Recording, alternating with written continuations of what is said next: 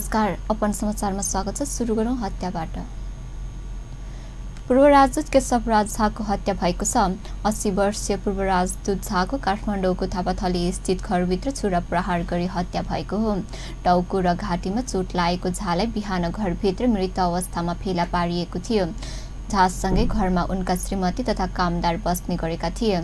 छोरा बुहारी शनिबार मात्र आयरल्यान्ड गएका थिए। छोरी पनि घरमा थिएनन्। परराष्ट्र सेवामा 34 वर्ष बिताएका झा फ्रान्सको राजदूतको जिम्मेवारी पनि सम्हाल्नु भएको थियो। उहाँले सहसचिव पदबाट सेवानिवृत्त हुनुभएको थियो। उहाँ विश्व सम्बन्ध परिषदको अध्यक्ष समेत रहेर काम गर्नुभएको थियो। पोखराको न्यू रोडमा गए राति आग लागि हुँदा करिब 25 लाख धनमाल जलेर नष्ट भएको छ। न्यू रोड पोखरा महानगरपालिकाको कार्यालयभन्दा करिब 30 मिटर तल अलक्स गार्डनको विपरीत दिशामा रहेको घरमा आग लागि हुँदा उक्त क्षति भएको हो। आग लागिबाट नवसन स्टार टेलर्स र सुजन किराना पसल रहेको सम्पूर्ण सामान जलेर नष्ट भएका छन्। नवीन श्रेष्ठले सञ्चालन गरेको नवसन स्टार टेलर्स सोलरका सामानहरू रहेको र ती सामानहरू आगोले जल्दा करिब 15 लाख र कोपिला नेपालीले सञ्चालन गरेको सुजन किराना पसल सामानहरू जल्दा करिब 10 लाखको क्षति पुगेको जिल्ला प्रहरी कार्यालय कास्कीले जनाएको छ। राति आग लागि भएकाले ढिलो गरेर जानकारी पाउँदा धेरै क्षति भएको बताइएको छ। आग लागेको कारण यकिन भएको छैन। प्रहरीले विद्युत सर्ट भई आग लागि भएको हुन सक्ने अनुमान गरेको छ।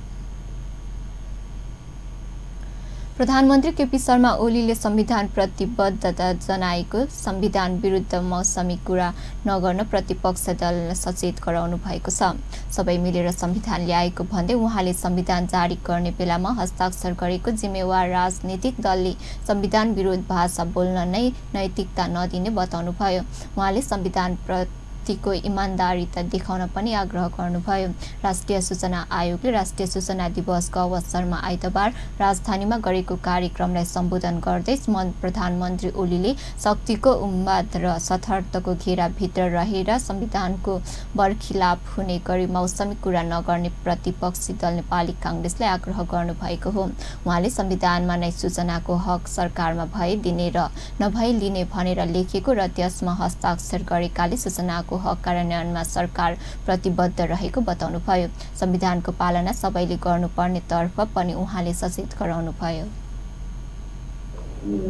2065 साल वैशाख 22 गतेको एउटा न्यायाधीशमाथि झोक चल्यो भने हामी महाभियोगको प्रस्ताव लगेर दुर्वासारी सिरिसाइजी गरेर उत्रिएर महाभियोगको प्रस्ताव राखिदिन्छौँ। कहिले संविधानले बनाएको छ, सुनवाई समिति बनाएको छ, उजुर माग्ने के गर्ने सुनवाई गर्ने बनाएको छ। त्यो प्रक्रियामा सुनवाई समिति गयो भनेपछि उत्पाद सुरु हुन्छ।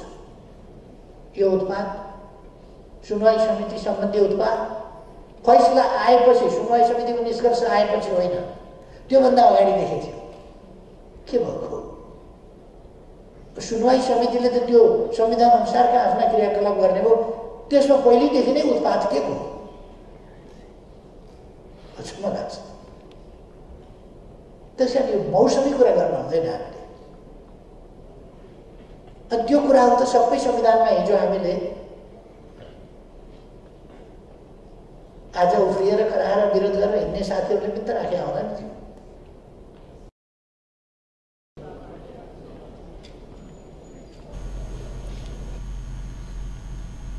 उहाँले राष्ट्रिय आवश्यकता बोधबाट मात्र संविधान संशोधन हुने स्पष्ट पार्नुभयो।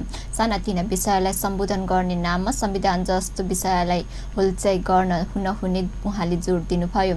1 वर्ष अगाडि बनेको कानुन कार्यान्वयनको समयमा चौतर्फी प्रहार गर्ने काम भएको भन्दै उहाँले दुःख व्यक्त गर्नुभयो। अब केही बेर विश्रामपछि समाचारमा स्वागत छ। अब बाँकी समाचार। राष्ट्रिय सभा सदस्यहरूले मुलुकका विभिन्न स्थान बाढी पहिरो पीडितलाई तत्काल राहत र विस्थापित परिवारलाई पुनर्स्थापनाको व्यवस्था गर्न सरकारको ध्यानकर्षण गराएका छन्।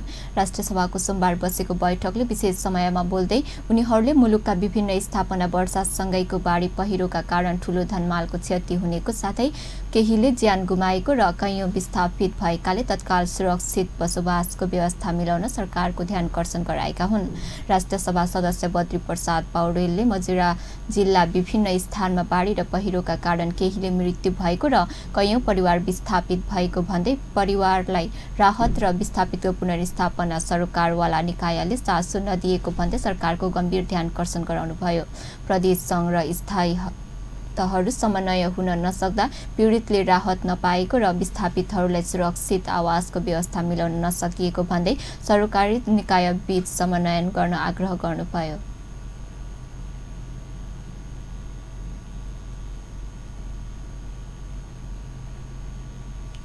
सरकारले मौलिक हकसँग सम्बन्धित विभिन्न 3वटा विधेयक संघीय संसदमा पेश गर्ने भएको छ। आइतबार सिंहदरबारमा बसेको मन्त्री परिषदको बैठकले मौलिक हकसँग सम्बन्धित व्यक्तिक गोपनीयताको सम्बन्धमा व्यवस्था गर्न बनेको विधेयक, अनिवार्य तथा निशुल्क शिक्षा सम्बन्धी व्यवस्था गर्न बनेको विधेयक र भूमि सम्बन्धी 7औं संशोधन विधेयक 2075 संघीय संसदमा पेश गर्ने निर्णय गरेको हो।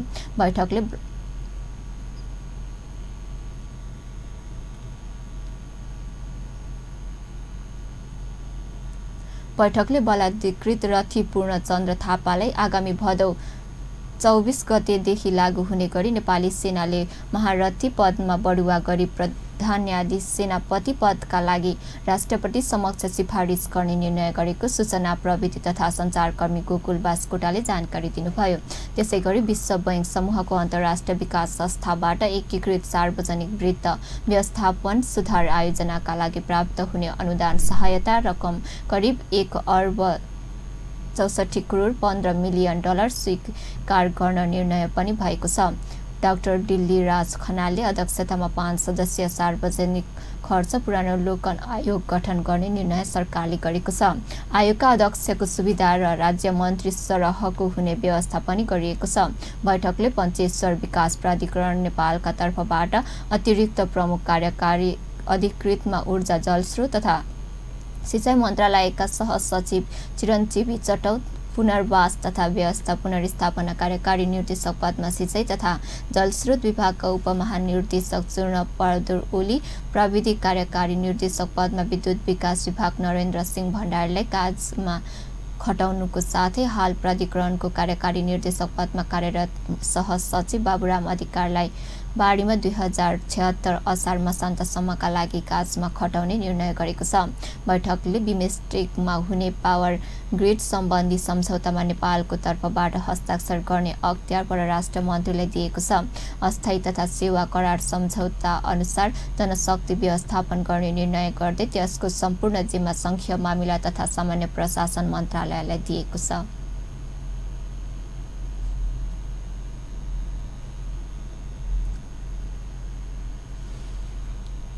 स्वास्थ्य तथा जनसङ्ख्या राज्य मन्त्री डाक्टर सुरेन्द्र यादवले पुनः सम्मान गरिएको छ। जनकपुरमा एक समारोहका बीच मेडिकल ल्याबोरेटरी एसोसिएसन नेपाल मेलानले राज्य मन्त्री डाक्टर यादवलाई सम्मान गरेको हो। मेलानका प्रदेश अध्यक्ष सुरेश शर्मा सहित प्रादेशिक कार्य समितिका सम्पूर्ण पदाधिकारी र सदस्यहरू राज्य मन्त्री यादवलाई सम्मान गरेका थिए।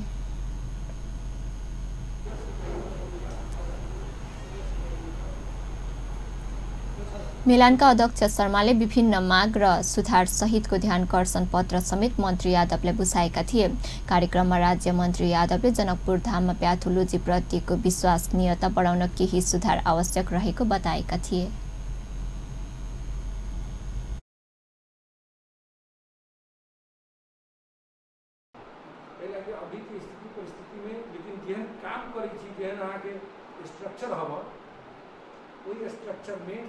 वास्तव में चलू लागत नहीं होता ये लगी कर स्टैंडर्ड मापदंड कम हो, लेकिन अहाँ सब जेहन कर रहा छी वो में कनका निमन हो के जरूरी है। कहीं से मात्र विश्वसनीयता आएगा। दूसरा कि यहाँ के बहुत लेबोरेटरी है क्योंकि नेपाल के सेंट्रल गवर्नमेंट लेबोरेटरी है, उसमें अहाँ सब सैंपलिंग भेज के ऊपर रिपोर्ट के अहाँ सब वो की कि हम जो रिपोर्ट दिली से सेंट्रल लैब से आज सेंट्रल लैब बहुत हाई में चल गई और देखिए प्रकृति आई वो रिपोर्ट देवे के तरीका और सैंपलिंग और मशीन बहुत हाई है से कोऑर्डिनेशन रही के अपन रिपोर्ट के वेरिफिकेशन करके मेलानका अध्यक्ष शर्माले मन्त्री यादव जनरपुरकै रहेकाले र स्वास्थ्यकर्मीको समेत अनुभव रहेकाले यस क्षेत्रको समस्या समाधान पहल गर्नुहुने बताए।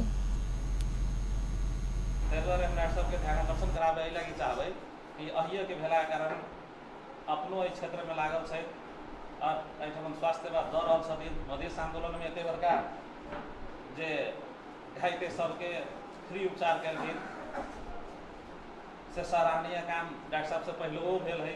ताहि लागी अहू क्षेत्र में डॉक्टर भेला के बावजूदो जे उनकर सहायक है उपचार क्रम में लेबोरेटरी के अहम भूमिका है से पूछ देथिन। आ जे समस्या सब है जे हम सब केंद्रों में प्रतिवेदन इनकर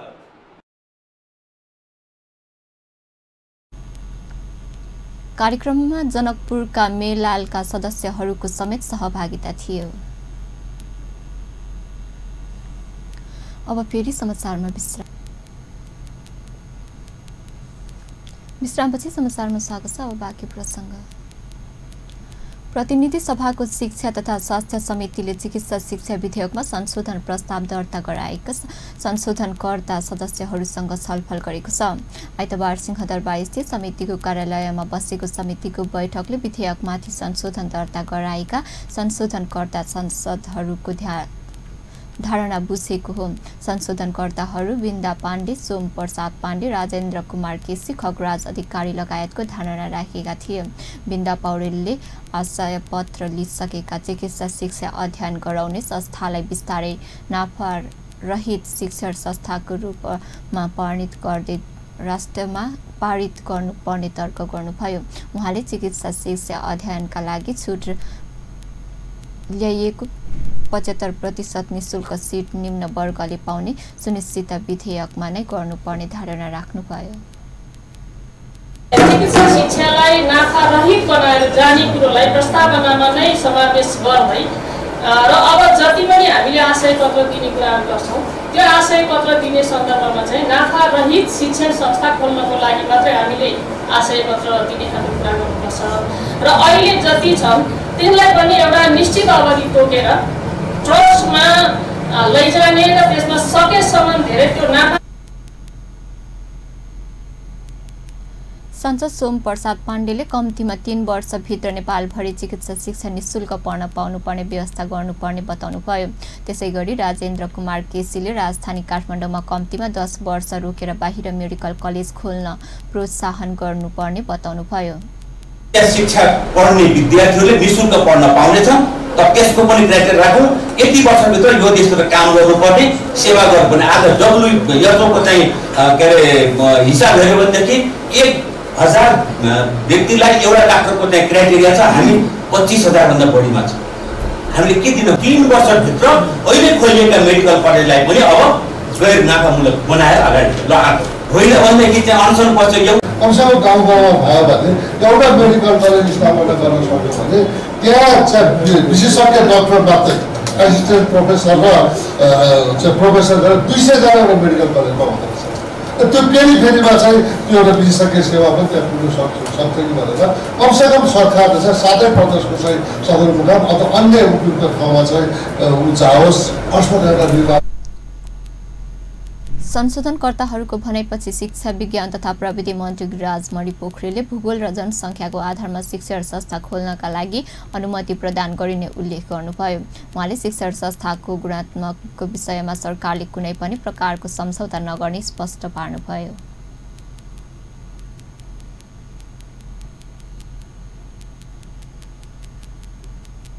समितिले आगामी बैठकमा चिकित्सा शिक्षाका सरकारवाला निकाय माथिमा आयोगका प्रतिनिधि doctor Govind KC, Nepal medical council लगायतसँग छलफल गर्ने भएको छ। उद्योग वाणिज्य तथा आपूर्ति मन्त्री मातृका प्रसाद यादवले काम गर्न छोडेर राजनीति गर्ने कर्मचारीलाई नछाड्ने चेतावनी दिनुभएको छ। प्रतिनिधि सभा अन्तर्गतको उद्योग तथा वाणिज्य र श्रम तथा उपभोक्ता हित समितिको आइतबार बसेको बैठकमा उपस्थिति भएका मन्त्री यादवले आयल निगमका कर्मचारी कम र नेता बढी भएको भन्दै त्यस्ता कर्मचारीको व्यवहारलाई मन्त्रालयले नसहने बताउनु भएको हो। कर्मचारी नेता भन्दा काम गर्न अप्ठ्यारो भएकाले भन्दै उहाँले त्यस्ता कर्मचारीको क्रियाकलापप्रति चासो राख्न समितिको ध्यान आकर्षण गराउनुभयो। उहाँले कर्मचारीको व्यवहार नसचिए त्यस्ता कर्मचारीको विकल्प सोच्न मन्त्रालय बाध्य हुने उल्लेख गर्नुभयो। यो समितिले नेता कर्मचारीलाई पनि काम गर, धेरै नेतागिरी नगर भनेर भन्नुपर्यो। कर्मचारीको काम हो पहिले काम गर्ने, ड्युटी पुरा गर्ने, त्यो गर्नु पर्यो। त्यो मतलब आफ्नो हक हितको लागि नेतागिरी गरोस्। हामीले आफ्नो संविधानले छुट दिएको छ, काम गर्न नदिनेलाई चाहिँ हामी राज्य त्यो बर्दाश्त, हाम्रो मन्त्रालय त्यो गर्दैन। त्यो नेतागिरी ठाउँमा गरोस्, आफ्नो हक हितको लागि गरोस्। मान्छेलाई चाहिँ फलाउन चाहियो, चिनाउन चाहियो भनेर यो मन्त्रालय चाहिँ बरु अरू उपाय हुन सक्छ र यो मन्त्रालय। उहाँले निगममा महाप्रबन्धक नियुक्त गर्नका लागि परीक्षा भइसकेको भए पनि राष्ट्रिय आपूर्ति कम्पनी गठन भएकाले तत्काल नियुक्त गर्ने नगर्ने भन्नेमा दुविधा भएको स्पष्ट पार्नुभयो। आयल निगमका प्रमुख सुशील कुमार भट्टराईले सामान्य अवरोधले इन्धन आपूर्तिमा असर नपर्ने गरी भण्डारण क्षमता विस्तारको तयारी भइरहेको बताउनुभयो। इन्धन खपतका दृष्टिले प्रदेश नम्बर 3 मा भण्डारण क्षमता बढी बढाउनु पर्ने देखिएको ललितपुर, त्रिशुली र चितवनमा भण्डारण गृह गर्ने गरी तयारी भइरहेको उहाँले स्पष्ट पार्नुभयो। समितिले इन्धन आपूर्ति, इन्धनमा लाग्ने कर, मूल्य वृद्धि तथा सङ्घीय संरचना अनुसार प्रदेशगत इन्धन भण्डारका लागि भइरहेको कामबारे जानकारी लिन सम्बन्धित मन्त्री र आयल निगमलाई प्रमुखलाई बैठकमा बोलाएको हो। बैठकमा समिति सदस्यहरूले पेट्रोलियम पदार्थ आपूर्ति, खाना पकाउने ग्यास तथा आवश्यक भण्डारण क्षमताको विस्तारमा निगमबाट भइरहेको प्रयासबारे जिज्ञासा राखेका थिए। काठमाडौँ महानगरपालिकाकी उपमेयर हरिप्रभा खड्कीले मल्लकालीन शैलीमा नै रानीपोखरीको पुनर्निर्माण हुने बताउनु भएको छ। सम्पदा बचाउ अभियान रानीपोखरी सङ्घर्ष समितिले ज्ञापन पत्र बुझाउँदै उपमेयर हरिप्रभाले रानीपोखरी प्रताप मल्लकालीन शैली र स्वरूपमा पुनर्निर्माण गरिने बताउनु भएको हो। रानीपोखरीको पुनर्निर्माणको लागि बुलपत्र समेत आह्वान भइसकेकाले पुनर्निर्माणमा शङ्का नगर्न उहाँले आग्रह गर्नुभयो। हामीले छुन मिल्दैन, बीचको पुरातत्वले बनाउने हो। त्यसपछि अरू वरिपरि ब्युटिसियन गर्ने, जस्तै बगैँचाहरू राख्ने भयो, त्यहाँ मान्छेहरू हिँड्ने भयो होइन। अब यहाँ न त पऱ्यो नि त रानीपोखरी अवलोकन गर्ने, त्यसपछि जङ्गलबाट भित्र छिरेर हामी शान्ति बाटिकाबाट बाहिर निस्किने, त्यस्तो यावत त्यो सबै बनाउने चाहिँ हामी महानगरपालिकाले नै हो बन्ने भन्ने कुरा छैन। खालि यही यो कहिले सेना कहिले यो कङ्क्रिटले बनायो भनेर मात्र अवरोध भएको हो। मैले के भन्छु भने यो पुरातत्वले हामी पुरातत्वसँग छोएर हिँड्नुपर्छ, हाम्रा पुर्खाले बनाएको जस्तो छ त्यस्तै किसिमले बन्नुपर्छ भन्ने मात्र मेरो चाहिँ अडान हो। कारणले चाहिँ अब पढ्नु मैले भइरहेको छ जस टेन्डरमा जाने भयो। सम्पदा बचाउ अभियानमा रानीपोखरी सङ्घर्ष समितिले रानीपोखरीको यथाशीघ्र मौलिक स्वरूप अनुसार कुनै पुनर्निर्माण गर्न माग गर्दै महानगरपालिकाले ज्ञापन पत्र बुझाएको हो।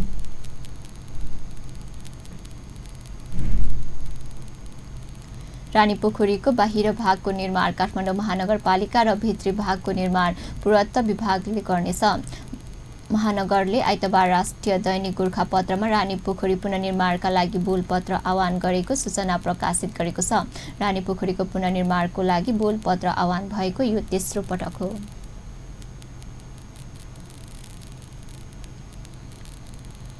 प्रतिनिधि सभाका सभामुख कृष्णबहादुर महराले मलेसियामा आयोजना हुने एसीसी कप छनौट प्रतियोगितामा सहभागी हुने नेपाली खेलाडीलाई बिदाई गर्नुभएको छ। सभामुख महराले सोमबार बिहान आफ्नै सरकारी निवास बालटारमा बोलाएर मलेसियामा आयोजना हुने एसीसी कप छनौट प्रतियोगितामा सहभागी हुने नेपाली खेलाडीलाई फूलको माला लगाएर बिदाई गर्नुभएको हो। त्यस अवसरमा सभामुख महराले प्रतियोगितामा सफल हुन पनि नेपाली खेलाडीहरूलाई अग्रिम शुभकामना दिनुभयो। बधाई शुभकामना छ। त्यसपछि जो एसिया मैले तपाईँसँग भेट्ने भनेर पहिले नै सोचेको थिएँ, हाम्रो कुरा भइरहेको थियो, तर कामको व्यस्तताले असाध्यै धेरै मैले सकेन। बिहानैदेखि कार्यक्रम भएको हुनाले मैले त्यो टाइम दिन सकेन। मलेसियामा हुने क्वालिफायर गेम मतलब जाँदै हुनुहुन्छ। म मेरो तर्फबाट मैले अहिले पनि भन्न सकेँ हार्दिक शुभकामना, विजयको अग्रिम शुभकामना दिन चाहन्छु। यहाँको जित हुन्छ है, यहाँको उत्साह, यहाँको खेलको दक्षता यी सबैले के बताउँछ भने हामी हार्दैनौँ र शुभकामना दिन चाहन्छु। तर आगामी दिनमा एसिया कपमा खेल प्रदर्शन गर्ने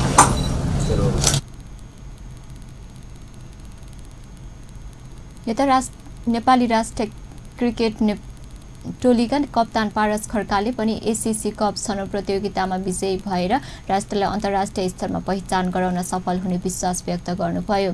उहाँले क्रिकेट खेलाडीलाई अझै सुविधा सम्पन्न बनाउन सरकारसँग पहल गरिदिन पनि सभामुख महराको ध्यान आकर्षण गराउनुभयो।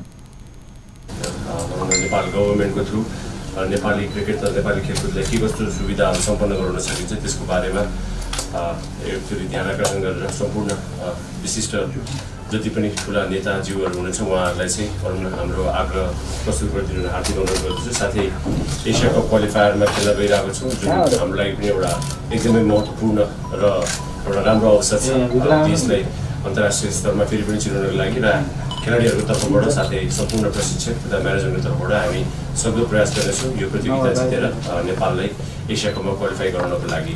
फेरि पनि टोली मलेसिया प्रस्थान गर्नु अघि अभ्यास खेलका लागि सोमबार अपराह्न श्रीलङ्का प्रस्थान गर्दैछ। नेपाली टोलीमा कप्तान पारस खड्कासँगै उपकप्तान ज्ञानेन्द्र मल्ल, विनोद भण्डारी, अनिल कुमार शाह, दिपेन्द्र सिंह एरी, करण केसी, ललित भण्डारी, ललित नारायण राजवंशी, बसन्त रेग्मी रहेका छन्। त्यसै गरी सागर पुन, सन्दीप लामिछाने, सोमपाल कमी र सुभाष खकुरेल पनि प्रतियोगितामा सहभागी हुनेछन्। श्रीलङ्कामा अभ्यास खेलपछि नेपाली टोली सोझै मलेसिया प्रस्थान गर्नेछन्। मलेसियामा भदौ 12 गतेदेखि एसीसी छनौट कप प्रतियोगिता हुँदैछ। प्रतियोगितामा नेपालले आयोजक मलेसिया, हङकङ, ओमान, सिङ्गापुर र यूएई को सामना गर्नेछ। 6 टिम सहभागी टिममा शीर्ष स्थान हासिल गर्ने टिमको यसै वर्ष यूएईमा हुने एसिया कप प्रतियोगितामा सहभागिता जनाउन पाउनेछ।